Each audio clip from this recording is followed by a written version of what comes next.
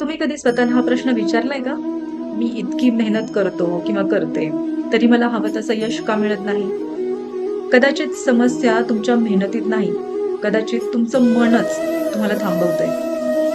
कधीतरी भीती, कधी जुने अनुभव, कधी लोक काय म्हणतील याची चिंता. हे सगळं आपल्याला पुढे जाऊच देत नाही. नमस्कार, मी पूर्वा सांडभोर, इमोशनल ग्रोथ कोच आणि EFT प्रॅक्टिशनर. आज आपण समजून घेणार आहोत की आपल्या मनातील भीती आपल्या यशाच्या आड कशी येते आणि EFT टॅपिंग त्याच्यामध्ये कशी मदत करू शकते ते. मी तुम्हाला एक छोटंसं उदाहरण देऊन सांगते. समजा माझ्याकडे एखादी व्यक्ती आली, ती खूप हुशार आहे, कामही चांगलं करते, पण प्रत्येक वेळी प्रमोशन किंवा नवीन अपॉर्च्युनिटी आली की ती मागे हटते. कारण एकच, जर मी अपयशी ठरलो किंवा ठरले तर समजा बोलता बोलता समजलं की काही वर्षांपूर्वी तिला एकदम मोठं अपयश आलं होतं. त्या एका अनुभवाने तिच्या मनात एक विश्वास तयार झाला की मी यशासाठी योग्य नाही. प्रत्यक्षात तिला कोणी थांबवलं नव्हतं, तिचं स्वतःचं मन तिला थांबवत होतं. आपल्यापैकी अनेक जण अशाच प्रकारे कळत नकळत स्वतःलाच थांबवत असतात. तर ही भीती येते कुठून? समजा तुम्हाला नवीन व्यवसाय सुरू करायचा आहे, पण मनात विचार येतो की जर मी अपयशी ठरलो तर, किंवा तुम्हाला स्टेजवर बोलायचं आहे, पण मन म्हणतं लोक जर माझ्यावर हसले तर. मग आपण प्रयत्न करणंच सोडून देतो.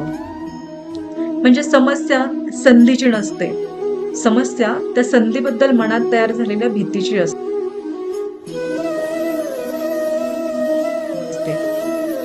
ही भीती अचानक तयार नाही होत, तर ती अनेक अनुभवांमधून तयार होत असते. कोणी आपल्याला कमी लेखतं, एखादं अपयश येतं, कोणी नाकारतं, सतत आपली इतरांबरोबर तुलना केली जाते. हे अनुभव आपल्या मनात भावनिक जखमा तयार करतात आणि पुढच्या वेळी तशीच परिस्थिती आली की मन म्हणतं पुन्हा दुखावलं जाईल, थांब. तर अशा परिस्थितीत काय करायचं? यासाठी EFT टॅपिंग खूप उपयुक्त ठरू शकते.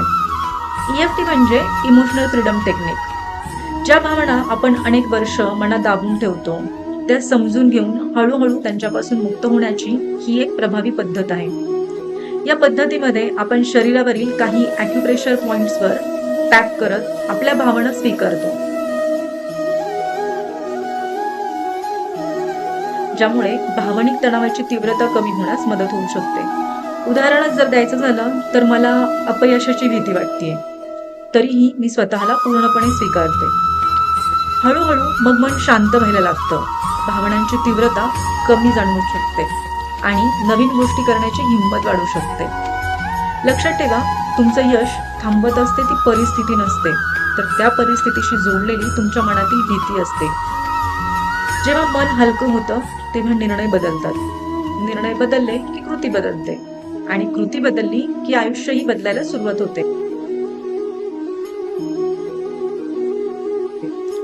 म्हणून आज स्वतःला एक प्रश्न नक्की विचारा, खरंच माझं मन मला थांबवतंय का?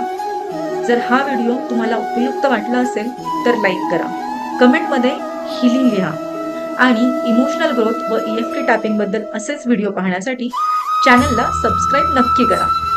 मी पूर्वा सांडभोर, पुन्हा भेटूया एका नवीन व्हिडिओमध्ये.